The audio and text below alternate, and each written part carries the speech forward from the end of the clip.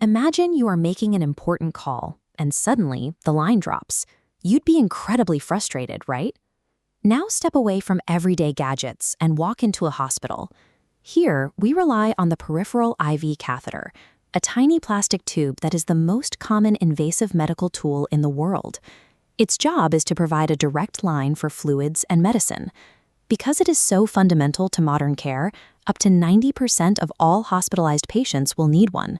We'd expect our consumer electronics to work perfectly every single time, yet we don't seem to hold this critical, life-saving medical procedure to that same standard of reliability. This graphic shows 100 standard IV lines. In the real world, 35 to 50% of IVs fail before they are finished. This isn't a problem unique to small clinics. This high failure rate persists even in world-class research hospitals, where highly trained specialists are the ones placing the needles. A failure means the IV stops working safely. When that happens, a nurse has to pull the plastic out and start over with a fresh needle, forcing the patient through the process again. In industries like aviation or telecommunications, a 50% failure rate would trigger an immediate investigation. In our healthcare system, it is simply treated as a normal part of the day. These failures happen because we are taking a stiff, manufactured plastic tube and placing it inside a soft, moving human vein. Matching rigid hardware with a flexible body creates several physical breaking points. In this cross-section, you see infiltration.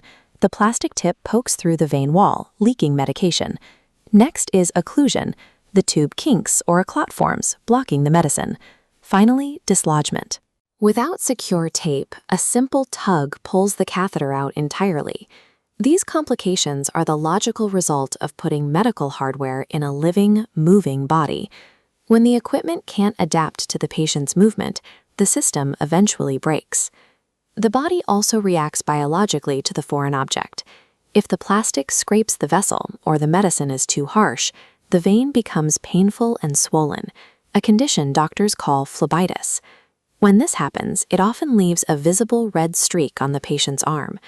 Because the vein is inflamed and sensitive, the IV must be removed immediately to prevent further injury.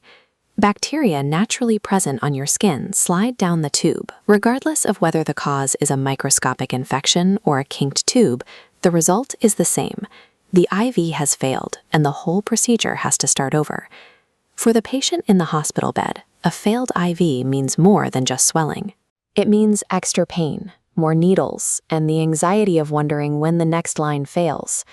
Every time a vein is damaged by a failed IV, it leaves behind internal scarring. This uses up the usable veins in the arm, a process called venous depletion. Over time, those healthy pathways shrivel and gray out. This cycle makes a routine hospital stay much more difficult. It forces the patient to endure the stress of repeated, difficult needle sticks at a time when they are already physically exhausted. These failures are not just minor inconveniences. They are compounding physical injuries that make it harder for the patient's body to receive the medicine it needs to heal. It's important to realize this isn't usually the nurse's fault. Frequent IV failures are a sign that the equipment itself is struggling to do the job we're asking it to do. In the US alone, hospitals buy over 300 million IVs every year. At $30 per attempt, failing half of those lines waste billions of dollars annually on equipment and reinsertions. This timeline shows how a nurse's shift is affected. When this red icon drops, the nurse has to stop all other care to find new supplies and troubleshoot a new vein. A faulty catheter initiates a costly domino effect. It drains time, money, and medical attention away from every other patient on the hospital floor. For a long time, hospitals were required to pull out every IV after 3 or 4 days, even if it worked. This was done to try and get ahead of possible infections.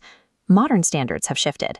Now, the goal is to leave a well-functioning IV in place for as long as it's needed, only replacing it if the line actually shows signs of failure. However, this strategy only works if the medical industry improves the technology and training. We need catheters and tapes that can actually survive for more than a few days without breaking down. We should expect more from our medical tools. Tell your care team immediately if an IV hurts or leaks.